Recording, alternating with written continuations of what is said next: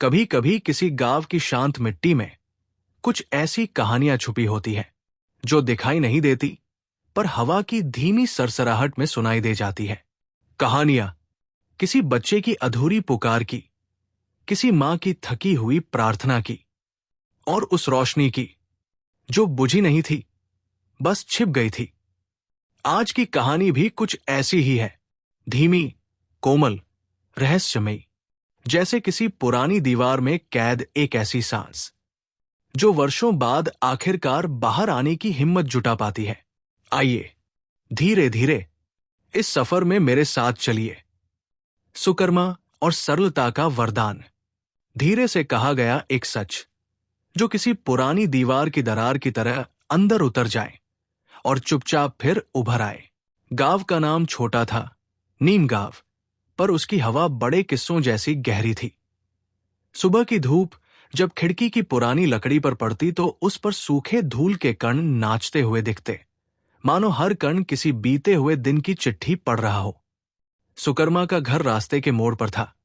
टूटी फूटी ईंटों के बीच एक छोटा आंगन जहां एक पुराना पलंग रखा था और उसके पास एक टूटा हुआ पीतल का कलछी जिसमें कभी किसी के हाथों की खुशबू रही होगी। सरलता, सुकर्मा की बहन, जो हमेशा चुपचाप मुस्कुराती, उसकी आंखों में कुछ ऐसा लगा जो अक्सर लुका छिपी करता था। एक अलग तरह की पवित्र उम्मीद।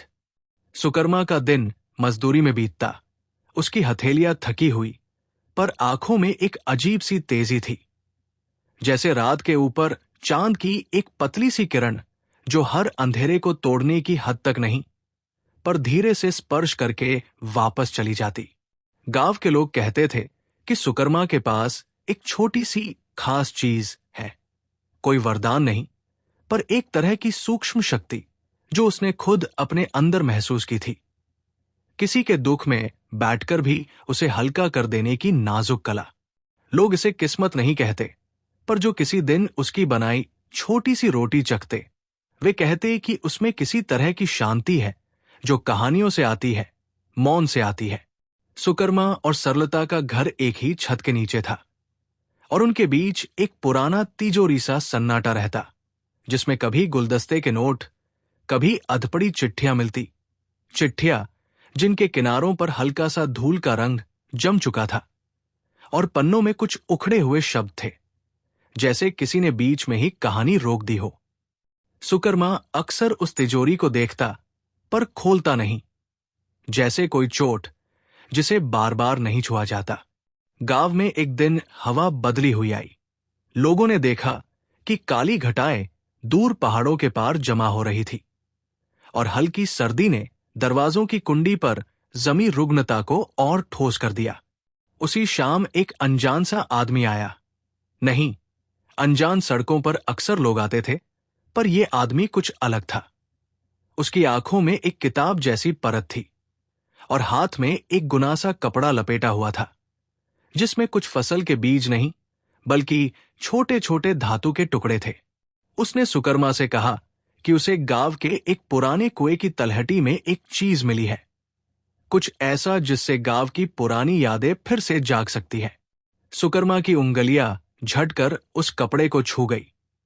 उसकी गर्दन में कुछ सड़ी धुंध रही उम्मीदें उछल पड़ी। उस रात गांव के चूल्हों पर हल्की चिंगारी के साथ एक अलग सी खामोशी बैठी। अगले दिन जब वो आदमी कुएं की ओर गया तो सुकर्मा पीछे पीछे चल पड़ा। कुएं के पास एक मकड़ी की तरह बसा हुआ पुराना शीशा मिला। शीशा नहीं, बल्कि एक छोटा आईना जिस पर महीन सी लकीरें बनी थी और उसकी परत पर कुछ अक्षर उकेरे थे जो धीरे धीरे उभर रहे थे, जैसे किसी ने समय के रेत में उंगलियों से लिख दिया हो। आईने में जब सरलता ने अपनी परछाई डाली तो कुछ अलग हुआ। उसकी परछाई में एक दूसरी परत उभर आई, एक छोटी लड़की जिसकी हथेलियां मिट्टी से भरी थी और आंखों में किसी टूटे वादे का सन्नाटा था। ये देखकर सुकर्मा का सीना भर आया।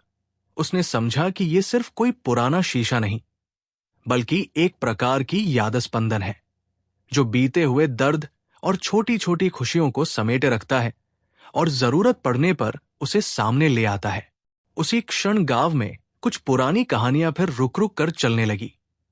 एक किसान की कहानियां जो बेमौसम बारिश के चंद दिनों में अपने खेतों को खो चुका था। एक नानी की वो चिट्ठी जो कभी घर लौटने का वादा करके छोड़ दी गई थी। एक टूटे हुए गीत की पंक्ति जो किसी ने बीच में ही छोड़ दी। सुकर्मा ने देखा कि आईना, जिसे उन्होंने यादकोश कहा, लोगों के भीतर छुपे हुए घावों को दिखाता, पर जैसे ही वो देखा जाए वे हवा में हल्के हल्के उड़कर चिढ़ते नहीं बल्कि शांत हो जाते।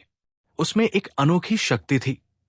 वो दर्द को फिर से खोलता नहीं बल्कि उसे समझकर समेट लेता, जैसे कोई पुराना कपड़ा जिसे धोकर सुखा दिया गया हो। पर यह शक्ति मुफ्त नहीं आई। हर बार जब कोई अपनी पुरानी पीड़ा उस आईने में देखता तो उसे एक छोटी सी कीमत चुकानी पड़ती। कोई याद, कोई वस्तु, कोई आवाज जो उसने लंबे समय से संभाल कर रखी थी। सुकर्मा ने सोचा, क्या मैं इस चीज का सही इस्तेमाल कर पाऊंगा? इसका उत्तर उसके दिल में धीरे धीरे पनपा। निर्देश सरल था, दर्द को मिटाना नहीं, उसे समेटकर बहाल करना। और इसी बीच एक पुराना सच उभर आया। गांव के उसी कुएं के पास एक दिन पहले ही एक बच्चा गिरा था और उसके घर वाले आज भी ढूंढ रहे थे। सुकर्मा ने आईने को हाथ में लिया। अपनी हथेलियां कांप उठीं, पर उसने बड़ी मजबूती से फैसला किया। वो उस बच्चे की खोज में आईने की मदद लेगा, पर हर मदद के साथ वो कहीं न कहीं अपनी ही छोटी छोटी यादों की एक एक रेखा छोड़ देगा। सरलता ने चुपके से उसकी पीठ थपथपाई और दोनों ने मिलकर उस रात एक छोटी सी योजना बनाई। पहले गांव के बुजुर्गों से बात, फिर आईने की परतों को धीरे धीरे खोलना और हर खुलते पर्दे के साथ गांव की किसी एक पुरानी खामोशी को शास्त्रवत रूप से मान देना। ये सब करते हुए सुकर्मा ने महसूस किया कि ये शक्ति केवल किसी को ठीक करने की चीज नहीं है। ये एक दायित्व है, एक समर्पण।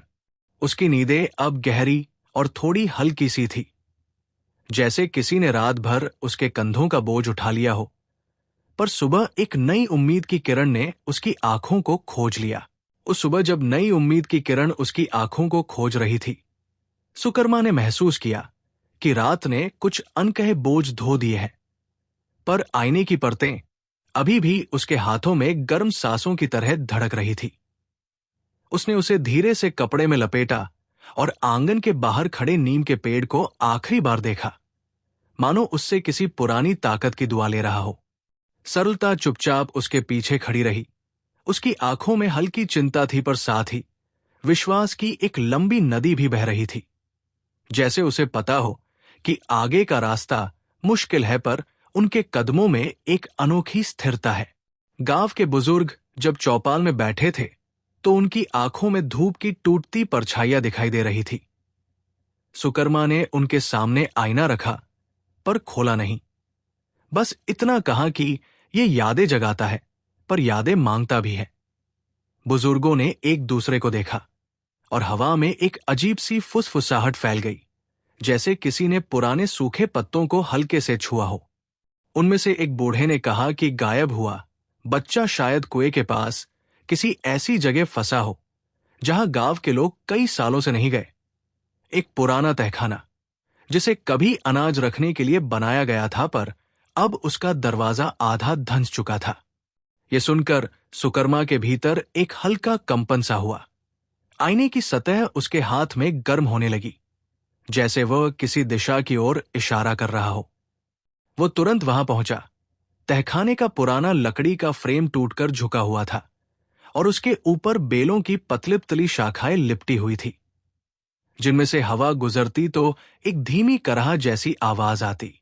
सरलता ने अपने छोटे हथेलियों से बेलों को हटाया और उस समय सुकर्मा ने आईने को थोड़ा सा खोलकर तहखाने की दहलीज की ओर किया। आईने में पहले सिर्फ अंधेरा दिखाई दिया, फिर धीरे धीरे एक हल्की चमक उभरी। एक बच्चा मिट्टी में सना हुआ किसी पुराने डिब्बे जैसी वस्तु के सहारे बैठा था। उसका चेहरा थकान से घिरा हुआ, पर आंखें अभी भी उम्मीद में चमक रही थी। सुकर्मा ने तुरंत तहखाने में उतरने की कोशिश की, पर लकड़ी का फ्रेम थोड़ी सी हरकत में ही करा उठा। उसने आईने से और संकेत मांगे, और आईने की सतह पर एक धुंधली परत बनी, स्केच की तरह उभरती एक दिशा जो तहखाने की पिछली दीवार की ओर इशारा कर रही थी, जैसे वहां कोई छोटा रास्ता हो। सुकर्मा धीरे धीरे अंदर उतरा। उसकी सांसें तेज थी पर कदम बेहद नपे तुले, जैसे वो किसी गहरे रहस्य के भीतर उतर रहा हो। नीचे की मिट्टी नम थी और हवा में एक अजीब सा सन्नाटा था जो कानों के पीछे तक उतरकर झंझना रहा था। उसने देखा कि दीवार के पास एक पत्थर का छोटा टुकड़ा उभरा हुआ था, जैसे किसी ने उसे जानबूझकर रखा हो ताकि सही व्यक्ति उसे पहचान सके। सुकर्मा ने उसे हटाया तो एक छोटा सा खोखल दिखाई दिया, इतना छोटा कि सिर्फ बच्चे जैसा शरीर ही उसमें से गुजर सकता था। उसने अंदर झांका तो हल्की सी आवाज आई, भैया। वो आवाज इतनी धीमी, इतनी टूटती हुई थी कि वो भीतर घुस गई और सीने में बैठ गई। उसी पल आईना तेजी से गर्म हुआ और उसकी सतह पर एक और दृश्य उभरा। ये बच्चा अकेला नहीं था। उसके पास एक आधा जला हुआ दिया भी पड़ा था, जो शायद किसी पुरानी पूजा की बची हुई लौ का हिस्सा था। ये अजीब था, तहखाने में किसी दिए का होना, वो भी आधा जला हुआ, और उसके पास बच्चे का होना। ये कोई साधारण घटना नहीं थी। सुकर्मा ने धीरे से दीवार को हटाने की कोशिश की, और जैसे ही उसने एक ईंट खिसकाई, उसे लगा कि कोई उसे पीछे से खींच रहा है। पर वो सिर्फ हवा थी, पर हवा में डर का एक भारीपन था। उसके हाथ कांपे और उसी क्षण आईने पर एक नया दृश्य उभरा, एक स्त्री जिसके हाथ में वही दिया था, और वो किसी चीज को बचाने की कोशिश कर रही थी। सुकर्मा के मन में अचानक एक शक उभरा। क्या ये बच्चा उसी स्त्री की कोई पुरानी स्मृति से जुड़ा है? क्या ये दिया उन पुरानी घटनाओं का हिस्सा है जिन्हें गांव ने कभी बोला नहीं? उसके मन में सवालों की एक कतार थी, पर समय कम था। वो तेजी से बच्चे के पास पहुंचा और उसे अपनी बाहों में ले लिया। बच्चे की सांसें हल्की थी, पर वो जिंदा था। उसने ऊपर खड़ी सरलता को आवाज दी और दोनों ने मिलकर बच्चे को बाहर निकाला। जैसे ही बच्चा रोशनी में आया, आईना अचानक ठंडा हो गया, पूरी तरह शांत। ये पहली बार था जब उसने आईने को बिना किसी धड़कन के महसूस किया। शायद उसकी पहली मांग पूरी हो चुकी थी। बच्चे को उसके घर ले जाया गया। उसकी मां रोते रोते सुकर्मा के पैरों पर गिर पड़ी, पर सुकर्मा की नजरों में अब भी वो आधा जला दिया था, जिसे उसने तहखाने से उठाकर कपड़े में बांध लिया था। उसके मन में सवालों का धुंधलका और गहरा हो रहा था। वो स्त्री कौन थी? दिया क्यों था वहां? आईने ने ये दृश्य क्यों दिखाया? और सबसे बड़ी बात, क्या ये सब किसी बड़े रहस्य के शुरुआती संकेत थे? रात जब आई, सुकर्मा और सरलता आंगन में बैठे थे। हवा नीम के पत्तों को हल्के हल्के हिला रही थी। सुकर्मा ने दिया निकाला और उसकी लौ को देखा। वो बुझ चुकी थी, पर उसकी परत पर किसी की उंगलियों के निशान थे, जैसे किसी ने उसे आखिरी बार पकड़कर कुछ कहा हो। अचानक आईने की सतह पर हल्की रोशनी उभरी, जैसे कोई संदेश देना चाहती हो। इसमें एक नई छवि उभर रही थी, लेकिन इस बार छवि पूरी नहीं थी, सिर्फ उसका एक हिस्सा। एक पुराना घर जिसकी खिड़की आधी टूटी थी, और उसके पास एक लड़की खड़ी थी जिसकी पीठ दिख रही थी, जैसे वो कुछ बताना चाहती हो पर बोल न पा रही हो। सुकर्मा को लगा कि कहानी यहां से अब एक नए मोड़ में प्रवेश कर रही है। एक ऐसा मोड़ जिसमें रहस्य, पुराने पाप, अधूरी यादें और शायद किसी विशेष शक्ति की परीक्षा छिपी हुई है। उस अधूरी छवि वाली खिड़की ने सुकर्मा के भीतर एक धीमी सी बेचैनी जगा दी, जैसे किसी पुराने घाव पर हल्की हवा चल जाए और वो अचानक याद कराए कि वो अभी भी पूरी तरह भरा नहीं है। रात की हवा में नीम के पत्तों का सरसराना अब पहले जैसा साधारण नहीं लग रहा था। उसके भीतर एक संदेश छिपा था, एक संकेत कि जो लड़की खिड़की के पास खड़ी थी, वो सिर्फ याद की परछाई नहीं, बल्कि आने वाले दिनों का कोई अघोषित अध्याय थी। सरलता ने आईने को अपनी गोद में रखा और उसकी उंगलियों ने अनजाने में उस पर पड़े पुराने खरोंचों को छुआ। खरोंचों में जैसे कोई कहानी थी, कोई आधा लिखा हुआ वादा। अचानक आईने की सतह पर धीमी सी कंपन हुई, इतनी हल्की कि लग रहा था मानो किसी ने दूर कहीं से उसे नाम लेकर पुकारा हो। सुकर्मा ने धीरे से कहा, यह खिड़की किसकी है? और जैसे वो सवाल हवा में तैर गया, आईने में दिखती लड़की की पीठ थोड़ी सी हिली, बस इतनी कि लगे उसने वो आवाज सुन ली हो। ये दृश्य एक पल के लिए स्थिर हो गया, फिर धीरे धीरे मिटने लगा। लेकिन मिटने के दौरान पीछे एक नई छाप छोड़ गया, एक पुरानी दीवार जिसके पास एक फटा हुआ पर्दा हिल रहा था, और दीवार पर एक छोटे हाथों से बना हुआ फूल, जो शायद किसी बच्चे ने कभी बनाया होगा। ये देख सुकर्मा के भीतर कहीं एक लंबे समय से बंद पड़ी याद फड़की। उसे बचपन का वह कोना याद आया जहां उनकी मां कम रोशनी वाले कमरे में एक छोटी चक्की के पास बैठकर गीत गाती थी, और दीवारों पर वे दोनों भाई बहन किसी टूटे फूटे कोयले से फूल और सूर्य बनाने की कोशिश करते। वो फूल, वही कांपता सा फूल, आईने की दीवार पर कितना समान था। सुकर्मा ने सरलता को देखा और उसकी आंखों में भी वही अनकही पहचान थी, लेकिन सरलता की आंखों में एक और परत थी, एक डर की पतली सी रेखा, जैसे वो जानती हो कि ये सिर्फ स्मृति का खेल नहीं, बल्कि किसी बड़े रहस्य की ओर बढ़ने वाला रास्ता है। रात और गहरी हुई, आसमान में बादल चांद को छिपा रहे थे, और केवल आंगन की मिट्टी पर चमकता वही आधा जला दिया था, जिसकी लौ तो बुझ चुकी थी, पर उसकी सतह पर एक अनदेखी ऊष्मा बनी हुई थी। सुकर्मा ने उसे हाथ में लिया तो उसे लगा जैसे किसी बच्चे के स्पर्श की हल्की कंपन उसकी हथेलियों पर उतर आई हो। वो सोच में पड़ गया, क्या ये दिया उस लड़की से जुड़ा है? क्या ये उसी घर से आया है जिसे आईने ने दिखाया? और क्या बच्चा जिसने तहखाने में रात बिताई किसी पुरानी घटना से बंधा हुआ है, जिसका सिरा अब धीरे धीरे उभर रहा है? सुकर्मा ने फैसला किया कि कल सुबह वो उस खिड़की की तलाश करेगा, वो खिड़की जो आईने में दिखाई दी थी, जो शायद गांव के किसी पुराने हिस्से में हो, किसी ऐसी गली में जहां वर्षों से कोई नहीं गया। अगली सुबह सूरज की पहली किरण अभी खेतों की माटी को छू ही रही थी कि वह और सरलता निकल पड़े। गांव का पुराना इलाका, जिसे वीरान पाड़ा कहा जाता था, अब टूटती झोपड़ियों, मिट्टी की दीवारों और घिसे हुए आंगनों से भरा था। वहां की हवा में धूल से ज्यादा उदासी थी, एक ऐसी उदासी जो किसी के इंतजार में वर्षों से सांसें रोके हुए बैठी हो।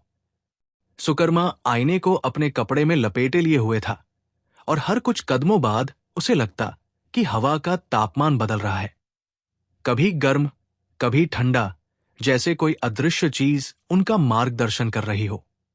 अचानक सामने एक घर दिखाई दिया, जिसकी खिड़की आधी टूटी हुई थी, ठीक वैसी ही जैसी आईने ने दिखाई थी। खिड़की के पास एक पुराना लकड़ी का फ्रेम था, जिसमें उम्र की सिलवटें स्पष्ट थी, और उसके ठीक नीचे मिट्टी पर उंगलियों से बने फूल का धुंधला निशान था। सरलता की सांस अटक गई। सुकर्मा धीरे से खिड़की के पास झुका। घर के अंदर अंधेरा था, पर अंधेरे में भी कुछ चमक रहा था, जैसे किसी ने हाल ही में वहां कदम रखे हों। खिड़की के पास एक पुराना कपड़ा पड़ा था, और उसके भीतर कुछ कठोर सी चीज थी। सुकर्मा ने उसे उठाया और कपड़ा खोला। अंदर एक छोटा मिट्टी का खिलौना था, एक लड़की की आकृति, जिसकी आंखें नहीं थी पर चेहरा शांत था। यह वही खिलौना था जिसे बचपन में सरलता बनाती थी, और हर किसी को देकर कहती थी कि इसमें रोशनी छुपी है। पर यह खिलौना यहां कैसे आया, किसने रखा, और क्यों? इससे पहले कि वो कुछ समझ पाता, आईना उसके हाथ में गर्म होने लगा। इस बार तेजी से, जैसे वो किसी भारी सच का बोझ वहन करने को तैयार हो रहा हो। उसकी सतह पर एक नई छवि उभरी, उसी खिलौने जैसी एक वास्तविक लड़की, जो घर के अंदर खड़ी थी, पर उसकी आंखें खाली थी, जैसे किसी ने उनसे रोशनी निकाल ली हो। यह नजारा इतना गहरा, इतना पीड़ादायक था कि सुकर्मा का दिल एक पल को रुक सा गया। उसने महसूस किया कि ये रहस्य सिर्फ खोए हुए बच्चों का नहीं, न बुझने वाले दिए का नहीं, बल्कि किसी भूले हुए कर्म, किसी छिपी हुई शक्ति और किसी अदृश्य मुक्ति की प्रतीक्षा का है। आईने ने अंतिम बार चमक दी और फिर छवि गायब हो गई। सन्नाटा छा गया, हवा रुक गई और केवल मिट्टी का खिलौना सुकर्मा की हथेली पर हल्का सा कांप रहा था, जैसे उसमें अभी भी किसी की धीमी, डरी हुई सांस कैद हो। मिट्टी का वो खिलौना सुकर्मा की हथेली में हल्के हल्के कांप रहा था, मानो उसमें किसी अनदेखी सांस का कंपन भरा हो, और उसी कंपन के बीच उसे लगा जैसे हवा अचानक भारी हो गई हो, जैसे किसी पुरानी याद ने अपना दरवाजा आधा खोल दिया हो। सरलता उसके पास खड़ी थी, उसके होंठ आधे खुले हुए थे, जैसे वो कुछ कहना चाहती हो पर शब्द अभी उसकी देह में ही कहीं फंसे हुए हों। खिड़की के उस टूटे फ्रेम से आती धूप अब घर के अंदर गहरी परछाइयों को और स्पष्ट कर रही थी। अंदर की दीवारें, जिन पर उम्र ने अपने निशान उकेरे थे, अब किसी अनकहे इतिहास की तरह सामने थी। एक दीवार पर कहीं कहीं गीलेपन की परत थी, जैसे वहां कभी किसी बच्चों की हंसी टकराती रही हो और फिर अचानक सब खामोश हो गया हो। सुकर्मा धीरे धीरे घर के अंदर कदम रखता गया। हर कदम पर मिट्टी की हल्की चरमराहट आती, जैसे कोई पुराना रहस्य उसके पैरों तले करवट ले रहा हो। घर की भीतरी हवा ठंडी थी, पर उस ठंड में कोई ऐसा तत्व था जो डर नहीं, एक बेचैन जिज्ञासा पैदा करता था। उसने देखा कि कमरे के कोने में एक पुरानी लकड़ी की कुर्सी पड़ी थी। कुर्सी के एक पाए पर हल्का सा दरार था और उस पर किसी बच्चे की उंगलियों से बने छोटे छोटे गोले खिंचे हुए थे। सुकर्मा के मन में एक पल के लिए कोई पुरानी तस्वीर चमकी, जैसे वो कुर्सी किसी समय किसी की प्रतीक्षा की साक्षी बनी हो। एक खाली इंतजार, जिसे कभी पूरा नहीं किया गया। अचानक आईना उसके कपड़े के भीतर गर्म होने लगा, इतना कि उसे बाहर निकालना पड़ा। उसने जैसे ही आईना बाहर निकाला, उसकी सतह पर धीरे धीरे एक धुंधली सी चमक उभरी। पहले सिर्फ धुंध, फिर एक परत, फिर एक कमजोर सी कराह, और फिर धीरे धीरे वो लड़की दिखाई दी, उसी मिट्टी के खिलौने जैसी, पर इस बार उसकी आंखों में हल्का सा भय था, जैसे वो किसी अदृश्य चीज से बचने की कोशिश कर रही हो। लड़की धीरे से कमरे की उस कुर्सी की ओर मुड़ी और उसके पास खड़ी हो गई। उसकी परछाई कुर्सी के टूटे हुए हिस्से पर पड़ी और सुकर्मा को लगा कि ये टूटा हिस्सा सिर्फ लकड़ी का नहीं, बल्कि किसी संबंध का प्रतीक है, किसी रिश्ते की आधी सच्चाई का प्रतीक। लड़की ने धीरे धीरे कुर्सी के पाए को छुआ, और जैसे ही उसके पारदर्शी हाथ ने कुर्सी को स्पर्श किया, आईने की सतह पर हल्की तरंग उठी। उस तरंग में एक पुरानी आवाज उभरी, मैंने गलती नहीं की थी, किसी ने मुझे रोका था। यह सुनकर सुकर्मा का शरीर एक बारगी सिहर उठा। उसके भीतर कुछ भारी सा टूटकर नीचे गिरा, जैसे ये आवाज सिर्फ लड़की की नहीं, बल्कि किसी अनकहे सत्य की प्रतिध्वनि थी। सरलता ने भी आवाज सुनी, या शायद महसूस की, क्योंकि उसके गले में कुछ अटक सा गया। अचानक घर की भीतरी दीवार की ओर हवा की एक पतली लहर ढलकी, और उस लहर के साथ दीवार के एक कोने पर रखा पुराना कपड़ा उड़कर नीचे गिरा। नीचे एक छोटी लकड़ी की पेटी निकलकर सामने आई, बहुत छोटी, जैसे किसी बच्चे की मुट्ठी में भी आ जाए।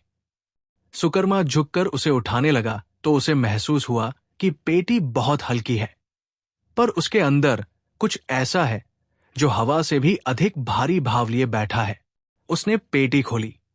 अंदर एक छोटा सा सूखा फूल था और एक बहुत पतली कागज की पट्टी, जिस पर उखड़ते हुए अक्षरों में लिखा था, मैं वापस आऊंगी अगर रोशनी मुझे ढूंढ पाई। ये लिखावट देखकर सुकर्मा का दिल कस गया। ये लिखावट कोई साधारण नहीं थी, इसमें मासूमियत थी, जैसे किसी छोटी लड़की ने किसी से वादा किया हो और इस वादे को निभाने की कोशिश में कहीं खो गई हो। अचानक आईना तेजी से चमका और फिर शांत हो गया, जैसे उसने कुछ बहुत महत्वपूर्ण सिंक्रनाइज किया हो। फूल, खिलौना, कुर्सी और संदेश, सब एक ही कथा के अलग अलग टुकड़े थे।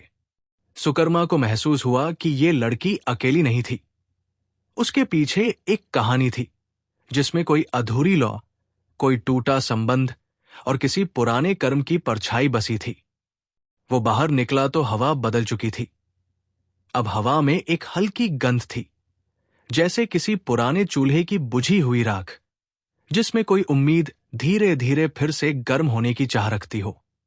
सरलता ने उसके कंधे पर हाथ रखा और धीरे से कहा, भैया, वो लड़की तुम्हें बुला रही है। पर क्यों? सुकर्मा ने कुछ पल कुछ नहीं कहा। उसका मन अभी भी उस संदेश की गहराई में डूबा था। अगर रोशनी मुझे ढूंढ पाई। उसका ध्यान तुरंत उस आधे जले दिए पर गया जिसे उसने अब तक कपड़े में बांध कर रखा था। क्या ये वही रोशनी थी?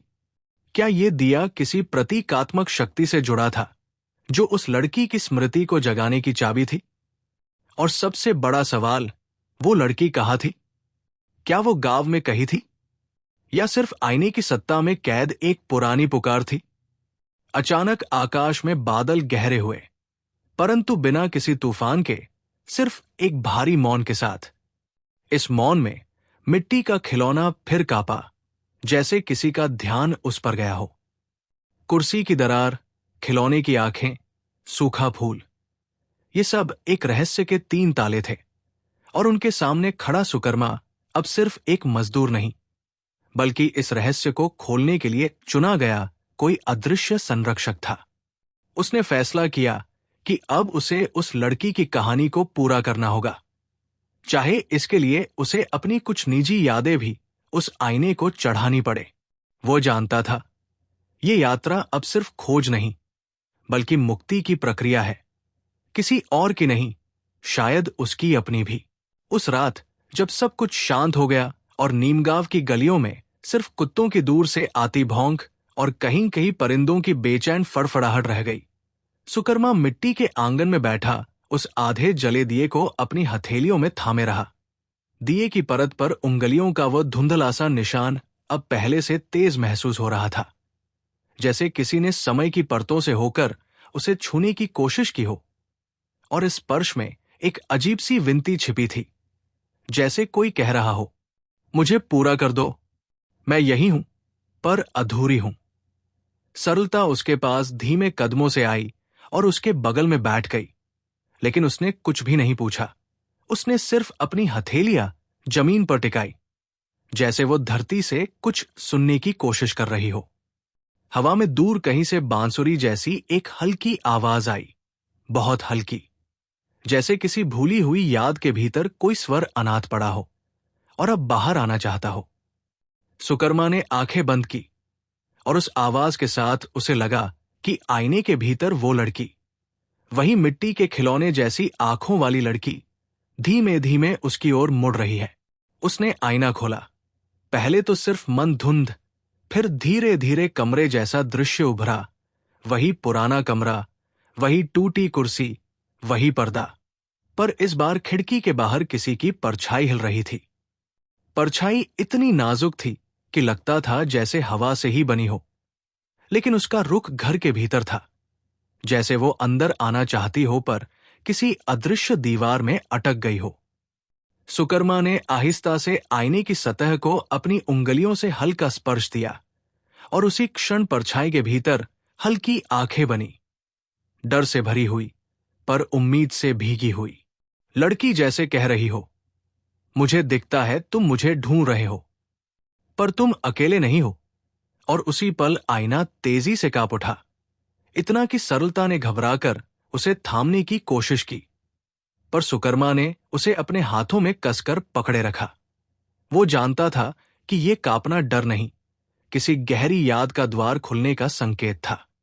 कुछ ही क्षणों बाद आईना शांत हुआ और उसकी सतह पर एक नया दृश्य उभरा, एक पुरानी पगडंडी जिसके दोनों ओर जंगली फूल उगे थे।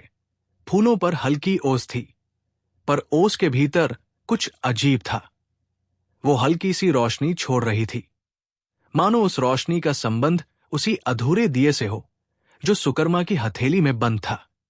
सुकर्मा ने तुरंत समझ लिया कि आईना उसे दिशा दिखा रहा है, कहीं बाहर, गांव के उस हिस्से की ओर जहां लोग बहुत कम जाते थे। वीरान पाड़ा से भी आगे पहाड़ी की तलटी की ओर, जहां कभी एक पुराना मंदिर हुआ करता था, पर अब लोगों का कहना था कि वहां सिर्फ सूखी मिट्टी और टूटती हुई ईंटें हैं। उसने दिए को अपने कपड़े में कसकर बांधा और आईना अपने कंधे के पास रखा।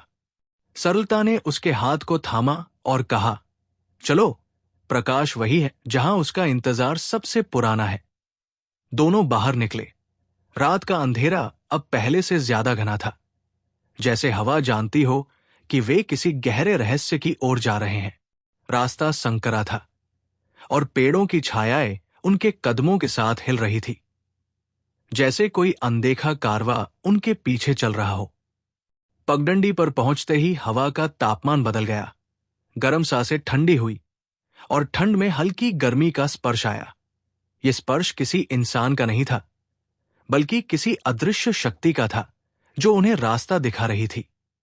जंगली फूलों पर चमकती ओस अचानक हल्की सी चमकी, जैसे किसी ने कोमल उंगलियों से उनके बीच से गुजरते हुए कोई संकेत दिया हो।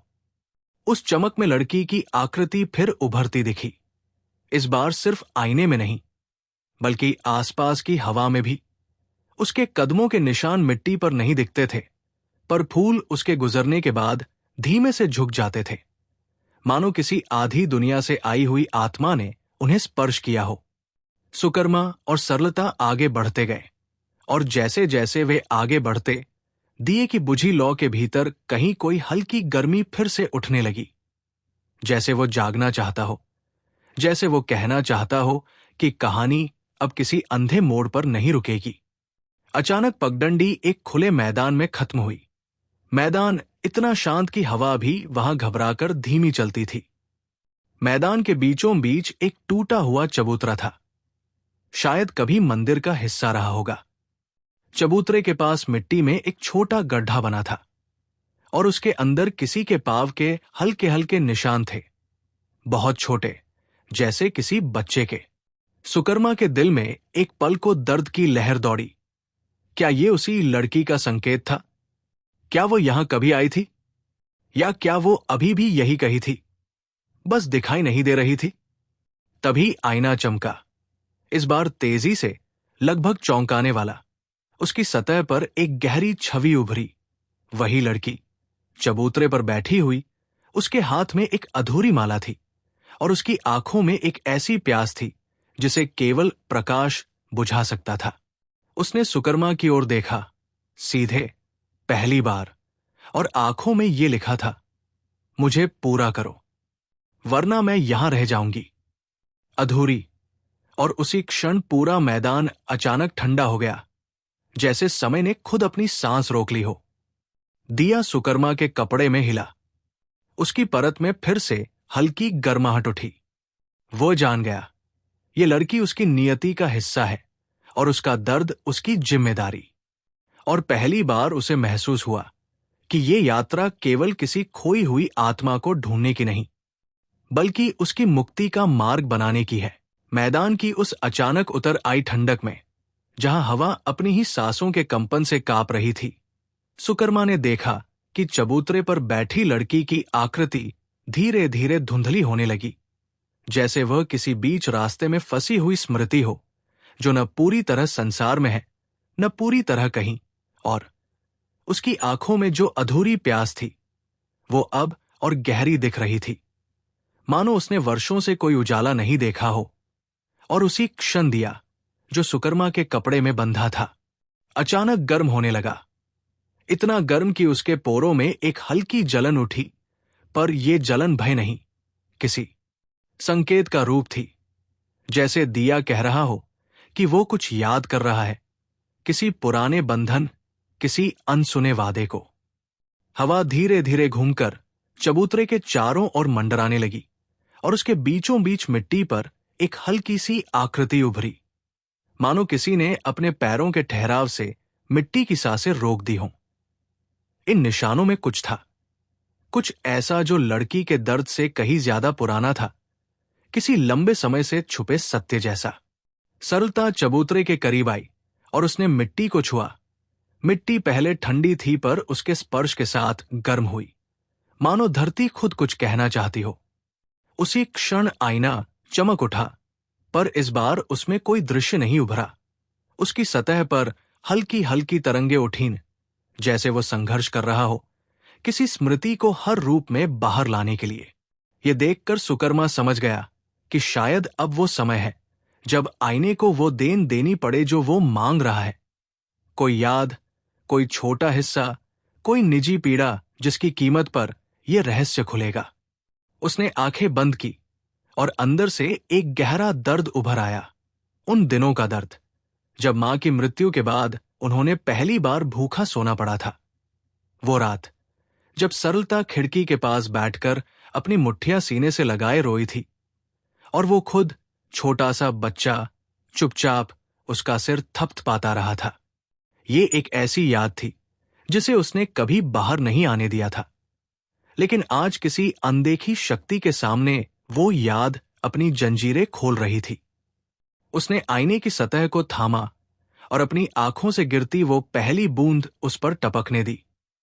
आईना तुरंत गर्म हुआ, मानो उसने वो याद पी ली हो। अगले ही पल सतह साफ हुई और एक नया दृश्य उभरा। पहाड़ी की तलहटी के पीछे एक छोटा सा कच्चा रास्ता, और उस रास्ते के अंत में एक पुराना बंद दरवाजा, आधा टूटा आधा लटका हुआ, जिसकी कुंडी पर कोई पुरानी रस्सी बंधी थी। सुकर्मा ने ध्यान से देखा। वहां वही धुंधला फूल बना था जो दीवार पर भी था, वही जो खिलौने पर भी था। उसने समझ लिया, ये वही स्थान है जहां से लड़की की कहानी शुरू हुई होगी। रास्ता छोटा नहीं था, पर उन दोनों ने चलना शुरू किया। हवा में एक अलगसी खामोशी थी, जैसे हर पेड़, हर घास का तिनका जानता हो कि आज एक कहानी का ताला खुलने वाला है। रास्ते में उन्हें पुराने पत्थर मिले, जिन पर किसी ने कभी बच्चों के खेलने खेलने में छोटे छोटे निशान बनाए थे। गोले, रेखाएं, आधी हंसी के प्रतीक, आधे टूटे सपने। ये सब देखकर सरलता की आंखें भर आई। उसे एहसास हुआ कि ये लड़की कभी अकेली नहीं थी। वो भी इस गांव की धड़कन थी। बस किसी मोड़ पर उससे रोशनी छिन गई थी। जैसे ही वे उस बंद दरवाजे के पास पहुंचे, हवा एकदम थम गई। दरवाजा किसी चुप्पी की कब्र जैसा था। उसके लकड़ी के किनारे टूटे थे, पर बीच में एक छोटी सी जगह थी, जैसे किसी खास हाथ ने कभी इसे आधा अधूरा छोड़ा हो। सुकर्मा आगे बढ़ा और उसने दिए को बाहर निकाला। दिए की बुझी लौ अब हल्की सी दूधिया रोशनी छोड़ने लगी। इतनी कोमल कि लगता था किसी ने उसमें अपनी आखिरी सांसें सहेज रखी हों। उसने दिए को दरार के पास रखा और उसी क्षण दरवाजे के पीछे से एक हल्की सी आ निकली। इतनी धीमी कि सुनाई भी आती और नहीं भी, पर उसके भीतर दर्द का एक संसार था। किसी के टूटे हुए बचपन की पुकार थी। आईना अचानक तेजी से चमकने लगा और उसकी सतह पर वही लड़की उभरी, इस बार पूरी, आंखों सहित, पर उनकी चमक बुझी हुई थी। उसने दरवाजे की ओर देखा, फिर सुकर्मा की ओर, जैसे कह रही हो, यही मुझे रोका गया था। और उसके तुरंत बाद दरवाजे के लकड़ी के रेशों में हल्की कंपन हुई। सुकर्मा ने हाथ उठाया, दरार को छुआ, और जैसे ही उसकी हथेली वहां लगी, उसकी आंखों के सामने एक क्षीण सी छवि उभरी। एक स्त्री, वही जो दिए में दिखी थी। वो लड़की के हाथ पकड़कर उसे कुछ समझा रही थी, जैसे उसे किसी खतरे से बचाना चाहती हो, लेकिन जैसे किसी ने उन्हें बीच में रोक दिया हो। सुकर्मा का दिल भारी हो गया। ये सिर्फ किसी लड़की की कहानी नहीं थी, ये किसी मां बेटी का अधूरा वादा था, जो इन टूटी चीजों, इन पुरानी दीवारों में फंसा रह गया था। उसने दरवाजा धीरे से धकेला। वो चरमराया, फिर धीमे धीमे खुलने लगा, जैसे किसी पुराने दुख का दरवाजा दया से खुल रहा हो। अंदर की हवा अजीब थी, ठंडी भी, गर्म भी, और उसमें किसी के रोने की परछाई तैर रही थी। सुकर्मा और सरलता अंदर आए। आईना अब शांत था, दिया हल्की चमक में, और लड़की की परछाई दीवार पर ऐसे खड़ी जैसे वो वर्षों से उनका इंतजार कर रही हो। वो जान गया, अब ये कहानी सिर्फ खोज की नहीं, बल्कि किसी पवित्र मुक्ति की दहलीज पर खड़ी है। और शायद अगले कदम में वो सच सामने आएगा जिसे इस गांव ने कई मौसमों से छुपा रखा था। अंदर कदम रखते ही जो हवा उनके चेहरे से टकराई, उसमें एक अजीब सा कंपन था, जैसे किसी ने वर्षों से रोके हुए आंसुओं को अचानक खोल दिया हो और वे अब दीवारों के दरारों में से रिसकर बाहर आ रहे हों। कमरा बहुत छोटा था, पर उसकी छोटी सी जगह में भारी यादों का बोझ टंगा था, जैसे हर ईंट ने किसी अनकहे दर्द को अपने भीतर समेट लिया हो। दीवारों पर पुराने कपड़ों के धुंधले निशान थे, कुछ जगहों पर बच्चों की उंगलियों से बने नन्हे नन्हे घेरों की परछाई, और सबसे कोने में एक टूटी हुई लकड़ी की पेटी। सुकर्मा अंदर बढ़ते हुए हर कदम के साथ महसूस कर रहा था कि ये जगह सिर्फ कोई पुराना कमरा नहीं, ये किसी की अधूरी दुनिया थी जिसकी सांसें अभी तक थमी नहीं थी। जैसे ही वो कमरे के बीच पहुंचने लगा, लड़की की परछाई दीवार से अलग होकर धीरे धीरे कमरे के केंद्र में आई। उसके कदम जमीन को छूते नहीं थे, पर उसकी उपस्थिति मिट्टी की परत में हल्की सी झंझनाहट पैदा कर रही थी। वो सीधे दीवार के उस हिस्से की ओर गई जहां कालिक की पतली सी रेखा थी, और अपने पारदर्शी हाथ से उसने उस रेखा को छुआ। उसी क्षण आईना गर्म हुआ और उसकी सतह पर एक नया दृश्य उभरने लगा। दृश्य में वही स्त्री थी, मां, जो लड़की का हाथ पकड़े उसे इस कमरे में लाकर कुछ कह रही थी। दृश्य धुंधला था, जैसे किसी कोने में अटकी हुई याद हो, पर सुनाई देता था, छुप जा, अभी मत निकलना, जब तक रोशनी वापस ना आए। और तस्वीर थरथराकर टूट गई। सुकर्मा के दिल में अचानक एक भारी सी चुभन उठी, जैसे मां ने अंतिम क्षणों में अपनी बच्ची को बचाने की कोशिश की हो। वो टूटे दरवाजे की ओर देखा, जिसकी कुंडी टूटी हुई थी, और सोचने लगा कि उस रात क्या हुआ था, कौन आया होगा, किससे छुपाया गया, और क्यों। उसका ध्यान तभी टूटी पेटी की ओर गया, जिसकी लकड़ी पर एक बहुत हल्का उकेरा हुआ चिन्ह था। उसी फूल जैसा चिन्ह जो खिलौने पर था, कुर्सी पर था, और खिड़की के पास मिट्टी में भी। वो फूल कोई सामान्य निशान नहीं था, वो किसी पहचान, किसी शक्ति, किसी बंधन की मुहर जैसा था। उसने पेटी खोली। अंदर एक छोटी सी पट्टी थी जो आधी जली हुई लग रही थी। उसने पट्टी को खोलकर देखा। उस पर लिखा था, तुम्हारी रोशनी बंद नहीं हुई है, बस छिप गई है, उसे साथ लेकर भागना। पर आगे के शब्द राख में बदल चुके थे। जैसे ही उसने ये पढ़ा, लड़की की परछाई कांपी और कमरे की हवा अचानक भारी हो गई, मानो कमरे ने उन शब्दों में छिपे दर्द को वर्षों तक संभाला हो, और अब वही दर्द उसके भीतर से निकलकर हवा में फैल रहा हो। सरलता ने सुकर्मा का हाथ पकड़ा, पर उसकी पकड़ भी कांप रही थी, जैसे वो समझ रही हो कि ये सिर्फ एक दुर्घटना की कहानी नहीं, बल्कि किसी सच का दमन था। तभी दिया जो उसके पास रखा था हिला, और उसकी बुझी लौ में हल्की सी सफेद चमक उभरी, एक नरम, धीमी, लगभग सांस जैसी चमक। लड़की ने दिए की ओर देखा, और उसके चेहरे पर पहली बार एक कोमल सा प्रतिक्रिया उभरी।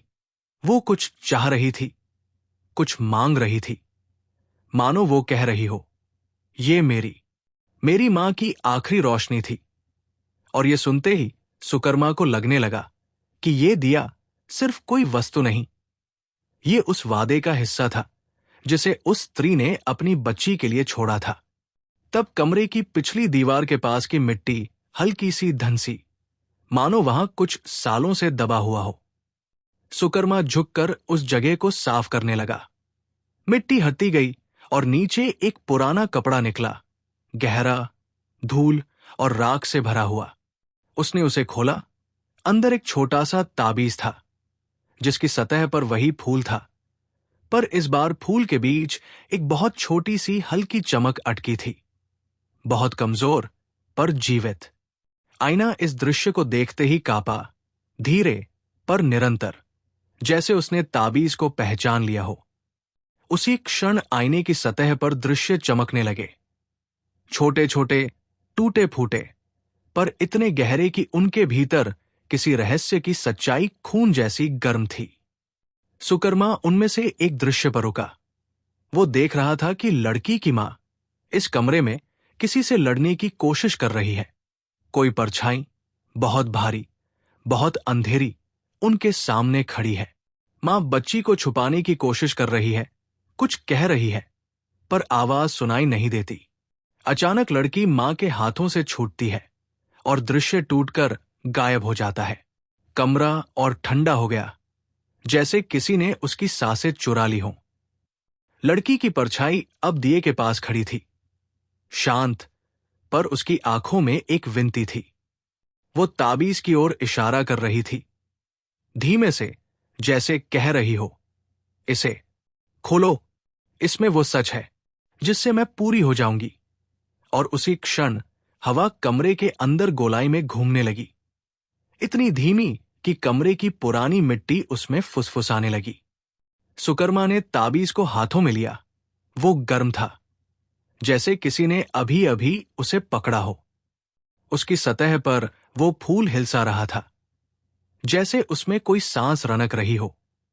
तभी आईना चमका, इस बार इतना कि पूरा कमरा रोशनी से भर गया, और उस रोशनी में लड़की ने पहली बार सुकर्मा की आंखों में गहराई से देखा, सीधे, बिना किसी धुंधलके के। उसके होंठ हिले, बहुत हल्के, और सुकर्मा ने सुना, सच बाहर है, इस कमरे में नहीं। मां ने मुझे यहां छुपाया, पर असली अंधेरा बाहर था। रोशनी अचानक धीमी हुई और कहानी का रास्ता अब एक नए मोड़ में मुड़ गया। कमरे से बाहर की ओर, उस छिपे हुए अंधकार की ओर जिसका नाम अब तक किसी ने नहीं लिया था। कमरा धीरे धीरे अपनी रोशनी समेटने लगा, जैसे आईने में भड़की वो उजली लपट अब थककर वापस किसी गहरे स्रोत में चली गई हो।